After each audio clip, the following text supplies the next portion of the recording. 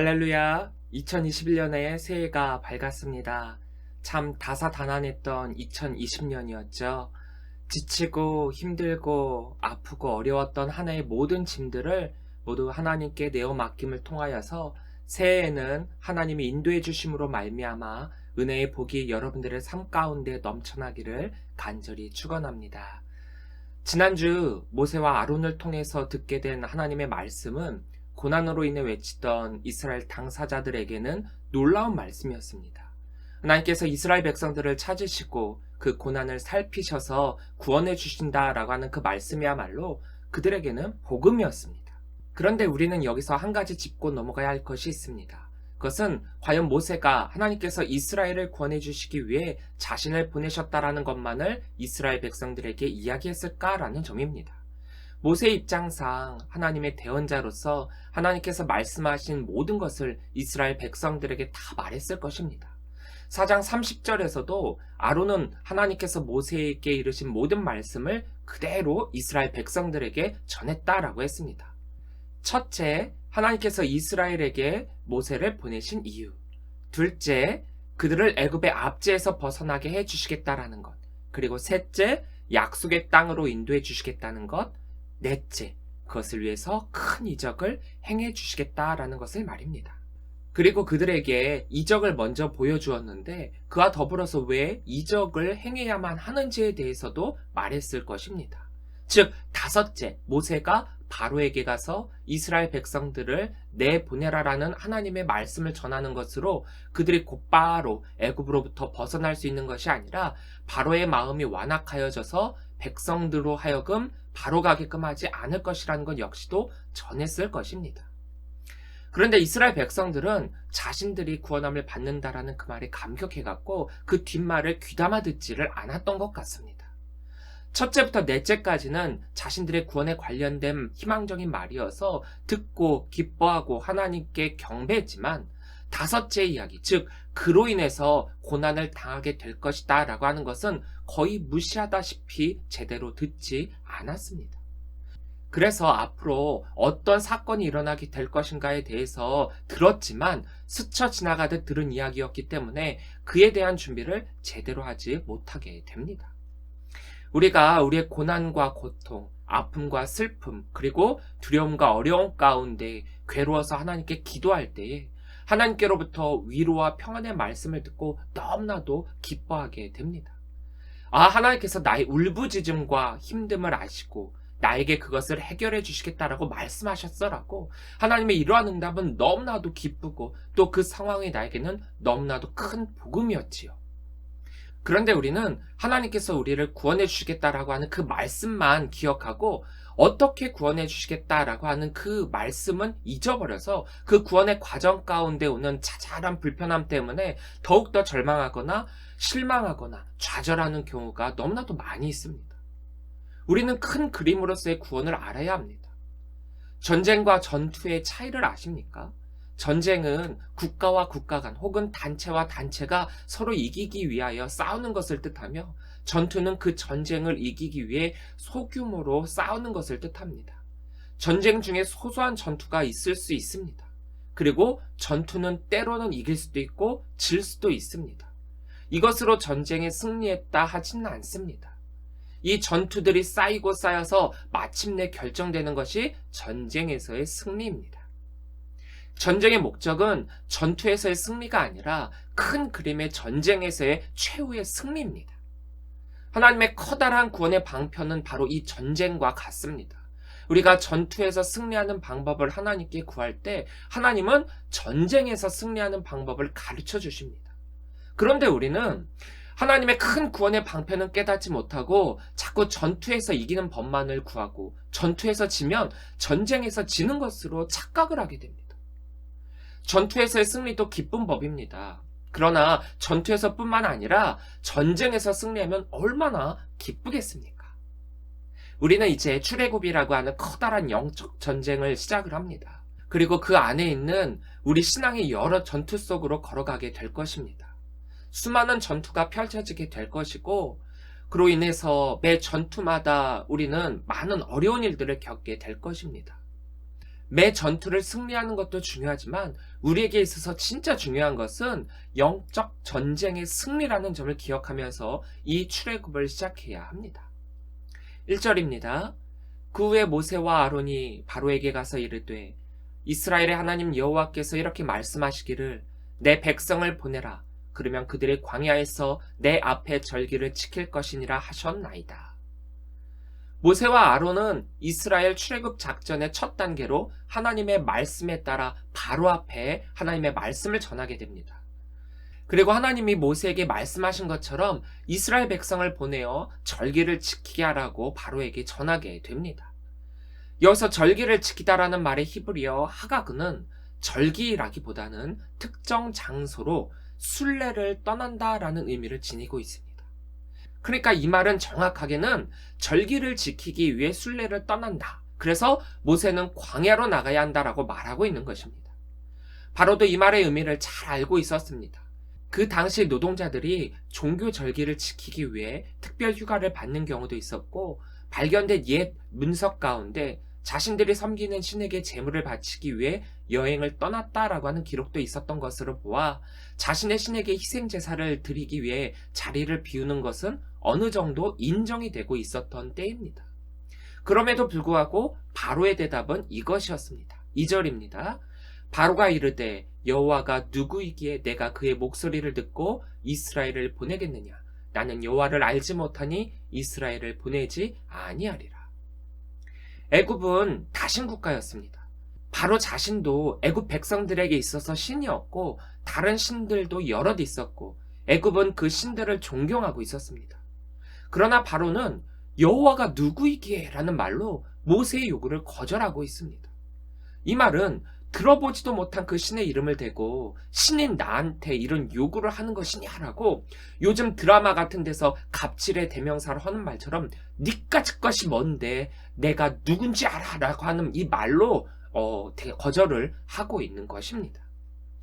모세의 이러한 요구는 너는 나에게 모욕감을 줬어 라고 자신이 알지 못하는 다른 신으로부터 자신의 권위가 도전받은 일에 모욕을 느끼고 있음을 알 수 있습니다. 여러 신들을 존중하고 존경하던 애굽의 풍토였지만 유독 이스라엘의 종교에 대해서는 이해하려 하지 않았던 것 중에 하나는 바로 그들의 제사 방식과 이스라엘의 제사 방식의 차이에 있었습니다. 애굽인들은 신이 소나 염소 등을 통해 자신들을 나타내 보인다라고 믿었기 때문에 모든 형태의 생명을 신성하다라고 여기고 있었습니다. 그래서 그들은 주로 동물의 상을 우상으로 만들어 신의 형상이라고 하고 섬겼습니다. 그런데 이스라엘의 제사는 그 가축을 잡아 신에게 제물로 드리는 제사였습니다. 정반대의 제사였죠. 그렇기에 이스라엘의 제사와 종교를 인정하지 않았던 것이고 그들의 신을 노예의 신이라고 비하하고 그 행위를 도리어 자신들의 신에 대한 도전으로 받아들였던 것입니다. 그리고 바로의 여호와가 누구이기에 라고 한 말은 이 세상의 진정한 통치자는 나다 라는 자만이 그 가운데 깔려 있었습니다. 내가 알지 못하는 너희 신을 내가 무서워할 것 같으냐. 진정한 권위와 권력과 통치는 나로부터 나온다. 그렇게 너희가 진짜 두려워해야 할 것은 여호와가 아니라 바로 나다. 이 모습은 하나님을 알지 못하는 자들의 공통적인 모습이죠. 모르는 것은 잘못이 아닙니다. 모를 수도 있죠. 모르면 알면 됩니다. 바로가 여호와 하나님이 어떤 분이신지 몰랐다면 비꼬는 듯한 무시하는 듯한 이 말투로 여호와가 누구이기에 라고 질문을 던지는 것이 아니라 정말로 여호와가 누구십니까? 누구입니까? 라고 여호와 하나님에 대해서 알려고 했어야 할 것입니다. 그런데 바로는 여호와 하나님을 이미 알 필요가 없는 이름으로 치부해버리고 있습니다. 자신의 심기를 건드린 하찮은 이름으로 여겼고 그리고 결국에는 하나님의 대적자로 이름을 남기게 되었습니다. 사실 모세도 하나님을 알지 못했죠. 하나님에 대해서 조상들로부터 듣기는 들었으나 제대로 알지 못했고 하나님으로부터의 소명 가운데 하나님을 알게 되었고 하나님의 위대하심에 거룩하심에 전지전능하심에 굴복하여 하나님의 사람이 되었던 것입니다. 하나님을 알기 이전에는 자신의 힘과 능력을 의지했다라고 한다면 이제는 하나님을 알고 난 이후에는 하나님의 권위를 의지하게 됩니다. 똑같이 여호와 하나님을 모르던 두 사람이었지만 한 사람은 하나님의 쓰임을 받는 자로, 또 한 사람은 하나님의 멸망의 도구로 사용되어진 자로 되지 않았습니까? 모를 수도 있습니다. 모르는 건 잘못이 아니지만 모른다라는 것이 면죄부가 되진 않습니다. 모른다라는 것을 알게 되었다면 모르는 그것을 알려고 해야 하고, 알게 되었을 때 아는 것으로 그치는 것이 아니라 그것을 행해야 하는 것입니다. 이것이 하나님에 대해서 잘 알지 못했던, 그리고 하나님의 말씀에 대해서 잘 알지 못했던 우리가 행해야 할 모습인 것입니다. 그러므로 하나님을 제대로 아느냐 모르느냐에 따라 우리는 모세가 될 수도 있고 바로가 될 수도 있음을 기억해야 합니다. 바로는 모세와 아론의 말에 이미 뿌리 나 있는 상태였기 때문에 자신들이 광야에서 제사 드리려고 하는 것에 대해서 배려를 해달라고 하는 요구에 이렇게 응답을 합니다. 4절입니다. 애굽 왕이 그들에게 이르되 모세와 아론아 너희가 어찌하여 백성의 노역을 쉬게 하려느냐, 가서 너희의 노역이나 하라. 5절 바로가 또 이르되 이제 이 땅의 백성이 많아졌거늘 너희가 그들로 노역을 쉬게 하는도다 하고. 바로의 입장에서 볼 때 모세의 말이 사실이고, 그래서 이스라엘이 제사를 할 수도 있도록 배려해 주는 것은 사실 큰 문제가 되지 않습니다. 이 당시의 노동자들이 질병이나 게으름으로 빠지는 것은 벌의 대상으로 여겨졌지만 자신이 섬기는 신에게 제사하기 위해 잠시 자리를 비우는 것은 허가가 되었기 때문입니다. 그러나 바로가 모세의 이 요구에 거절하면서 하는 말은 노역을 쉬게 하려고 핑계하는 것이다 라는 것입니다. 제18왕조를 창건한 아모스 1세는 이미 힉소스 왕조와 같은 셈족 계열인 이스라엘에 대해서 좋지 않은 감정을 가지고 있었고, 이스라엘의 번성도 싫어서 노역을 이전보다 더 힘들게 했고, 국고성 비돔과 라암셋도 건축하게 했었습니다. 투트모세 1세 역시 이스라엘의 번성을 두려워하여 히브리인의 남아를 전부 죽이라고까지 했었습니다. 출애굽 당시에 모세가 대면한 바로는 아메노텝 2세라고 알려져 있는데, 이 바로 역시 이스라엘의 호의적일 이유가 없지요. 도리어 모세와 아론의 요구로 인해 기분도 상했고 모욕감도 느끼게 되었습니다. 그래서 바로는 이렇게 지시를 합니다. 7절입니다. 너희는 백성에게 다시는 벽돌에 쓸 짚과 전을 같이 주지 말고 그들이 가서 스스로 짚을 줍게 하라. 8절 또 그들이 전에 만든 벽돌 수요대로 그들에게 만들게 하고 감하지 말라. 그들이 게으름으로 소리질러 이르기를 우리가 가서 우리 하나님께 제사를 드리자 하나니. 9절 그 사람들의 노동을 무겁게 함으로 수고롭게 하여 그들로 거짓말을 듣지 않게 하라. 바로는 모세와 아론의 요구를 거절하고 도리어 이스라엘 백성들에게 더욱더 심한 노역을 더하게 됩니다. 모세의 요구는 한마디로 이스라엘로 하여금 하나님께 예배할 수 있도록 해달라라는 것이었습니다. 그동안 이스라엘이 하나님을 잊고 지냈고 하나님에 대해서 잘 알지 못했기에 하나님께 예배하며 하나님께 경배하며 하나님이 주시는 은혜를 받고 하나님이 주시는 영의 양식을 먹기를 바란다는 것입니다. 바로 오늘날 우리가 교회에 나와 하나님께 예배한다고 하는 말과 같습니다. 하나님께 예배한다라고 하니까 바로가 이렇게 대응을 합니다. 첫째는 이스라엘이 노역을 쉬려고 한다는 것이고, 둘째는 그들이 게으르다라는 것이고, 셋째는 그들이 거짓말을 하고 있다라는 것입니다. 애굽의 통상적인 건축 재료는 나일강변에서 구한 진흙과 노동자들에 의해 만들어진 벽돌이었습니다. 도시의 대부분의 건물들이 벽돌로 만들어졌습니다.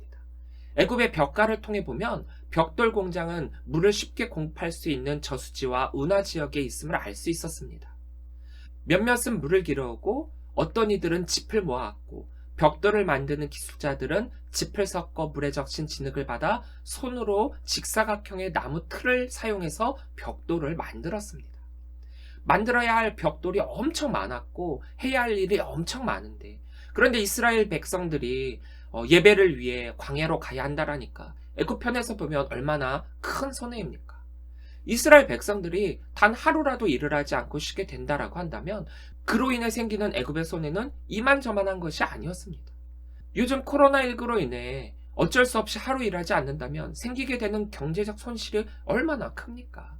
물론 지금이랑 비교하는 것이 좀 안 맞을 수는 있겠지만 코로나19가 심해지고 있음에도 불구하고 셧다운에 해당하는 3단계까지 가지 못하는 이유가 엄청난 경제적 손실이 있기 때문입니다. 출애굽 당시 이스라엘의 장정만 60만 명 정도라고 했을 때 그 노동력은 어마어마한 것입니다. 그들이 사흘 길쯤 가는 거면 가서 제사하고 왔다까지 치면 일주일 정도의 노동력을 손해보는 것입니다. 바로의 입장에서는 그것을 포기할 이유가 없지요. 더군다나 구절을 보면 이스라엘의 노동이 더 무거워진 이유는 모세와 아론 때문이다라고 덧붙이고 있습니다. 모세와 아론이 거짓말로 선동하고 있으니 그들의 선동을 막기 위해서 너희의 노동을 더 힘들게 한 것이다. 그러니까 전적으로 책임은 모세와 아론에게 있다. 이런 논리로 모든 책임을 모세와 아론에게 덮어씌우고 있습니다. 참 어처구니 없는 이야기죠. 바로가 이렇게 시켰기에 이스라엘이 더 힘들게 된 것이지 모세와 아론 때문에 이스라엘이 힘들게 되었다니요. 이스라엘의 원망을 자신에게가 아닌 모세와 아론에게 돌리게 하고 있습니다. 그런데 의외로 희한하게도 어리석게도 이게 잘 먹힙니다. 우리가 다음에 나눌 말씀인 15절 이후부터 보면은 힘든 때가 올 때면 꼭 모세를 원망하는 이스라엘 백성들을 보게 됩니다. 아까도 말씀드렸다시피 이러한 일이 일어날 것에 대해서 모세는 이미 이스라엘 백성들에게 이야기를 했습니다. 이러이러한 일들이 일어날 것인데 이것은 잠시 스쳐 지나갈 것이고 끝끝내 하나님께서 구원을 이루어 주실 것이다. 그럼에도 바로의 이간에 빠져서 신앙의 중심을 제대로 잡지 못하고 흔들리고 있는 이스라엘 백성들입니다. 이게 왜 모세와 아론 탓입니까? 군대에서는 주일 아침마다 종교 행사라고 해서 9시에 교회나 성당이나 사찰에 가도록 독려하고 있습니다. 부대에서는 모두가 종교 행사에 참여하라라고 하지만 참석 인원을 체크하다 보면 참 재밌는 사실을 발견하게 됩니다. 그 참석 인원의 대부분은 2등병이라는 사실입니다. 1병은 거의 참석하지 않습니다. 상병과 병장은 몇몇 정도만 참석을 합니다. 이미 전날 취침 전에 내무반에서 상병들이 몇 가지 지시사항을 내립니다. 2등병들을 종교행사에 가지 못하게 하면 소원술이나 또 불만 불평하는 것들이 나오게 되니까 2등병들은 하나도 빠짐없이 무조건 의무적으로 가라는 것입니다. 1병들은 가고 싶은 사람들은 가도 되는데 라고 운을 떼고 휴일이고 내무반에 할 일이 많으니까 알아서 갈 사람들은 가고 안 갈 사람은 가지 말라라고 합니다. 2등병 중에서 종교가 없어서 종교활동하기 싫은 사람도 있지만 의무라고 하니까 셋 중에 마음에 드는 아무 곳에나 가게 됩니다. 특별히 어디는 뭘 준다더라, 어디는 어떤 것들을 준다더라 라고 하는 그런 이야기를 듣고 어디로 갈지를 고르는 경우도 있습니다. 그런데 1병 중에서 종교행사에 참석하는 사람들도 가끔 있습니다. 이들은 정말 신실한 크리스찬이어서 어떤 말에도 흔들리지 않고 신앙을 지키려고 하는 사람들인데 이들이 교회 다녀오고 나면 꼭 듣는 말이 있습니다. 일하기 싫어서 교회 갔다고. 아니, 다른 사람들은 교회 갈 줄 몰라 안 가냐? 일해야 하기 때문에 못 가는 거다. 그런데 너는 뭐가 잘나서 일하지 않고 교회 가냐? 일하기 싫으니까 쉬려고 교회 가는구나 라고 막 갈구기 시작을 합니다. 근데 이 갈구는 걸 상병이나 병장 같은 고참들이 하는 것이 아니라 동기나 바로 위키수 선임이 말입니다. 굉장히 괴롭죠. 동기가 그렇게 괴롭히니까 더 힘듭니다. 그러나 그것에 굴하지 않고 평소에도 진실되게 신앙생활도 하고 열심히 교회도 다니고 내무반 생활도 열심히 하다 보면은 결국에는 동기들도 인정을 해주고 교회 가는 것을 뭐라고 하지 않게 됩니다. 그래서 남자들이 군대에 가서 신앙을 지킨다라고 하는 것은 굉장히 어렵습니다. 그래서 제대할 때쯤 극과 극의 신앙인으로 나뉘게 됩니다. 이런 고난과 역경을 이겨내고 진짜 신실한 크리스찬이 되어 제대하던가 아니면 안 좋은 영향을 받고 교회 가는 것을 싫어해 신앙을 완전히 잃어버린 채 제대하는 것으로 말입니다. 일병 때는 눈치 보고 일하느라고 교회 못 가고 상병 병장 때는 편하니까 놀거나 쉬려고 교회 안 가고 여하튼 군대에서 교회 가는 것은 일하기 싫어 쉬러 간다, 게으르다, 거짓말하고 있다는 오해를 많이 받게 됩니다. 바로 이 바로가 이스라엘을 향해 말하는 것처럼 말입니다. 구차한 억지와 누명을 씌워서 이스라엘이 하나님께 예배하러 가지 못하게 막는 것처럼 말입니다. 바로가 이러한 태도로 이스라엘을 핍박했듯 사단은 바로와 비슷한 방법으로 우리를 힘들게 하고 있습니다. 우리가 예배를 하러 교회 가려고만 하면 꼭 무슨 일을 만들어버립니다. 오늘은 꼭 교회 가서 예배해야지 라고 하는 마음만 먹으면 꼭 교회 말고 다른 곳에 가야만 하는 일들이 생기게 됩니다. 그게 사업이든 가족사든 말입니다. 코로나19로 인해 교회 예배 참석 인원의 제한을 받는 요즘 같은 시대는 더더욱 내 신앙의 핑계거리가 되고 있습니다. 예배를 안 하는 내가 잘못임에도 교회를 못 가게 한다는 국가와 정부를 핑계로, 코로나를 핑계로 예배를 멈추고 있습니다. 지난번에도 말씀드렸다시피 예배는 온라인 예배든 현장 예배든 그 예배를 대하는 나의 마음과 자세, 태도의 문제입니다. 어떤 방법으로든 어디서든 우리는 영과 진리로 예배하면 됩니다. 그게 예배자의 본분입니다. 하나님께 예배한다는 것이 쉬운 듯 보이나 사실 굉장히 어려운 것입니다. 하나님 앞에 진정한 예배자가 된다는 것은 억울함을 당하는 것입니다. 교회를 못 가게 하는 것뿐만 아니라 더 큰 어려움에 빠지기도 합니다. 그런데 그렇다고 엉뚱한 것으로 핑계를 대어서는 안 됩니다. 벽돌을 만드는 일에 반드시 필요한 것이 짚입니다. 짚을 썩지 않은 벽돌은 그 강도는 말할 것도 없으려니와 제대로 그 역할을 할 수도 없습니다. 그런데 바로의 명령에 따라 벽돌에 들어갈 짚을 주어지지 않자 이스라엘 백성은 온 땅을 뒤지면서 벽돌에 사용할 짚을 구해만 했습니다.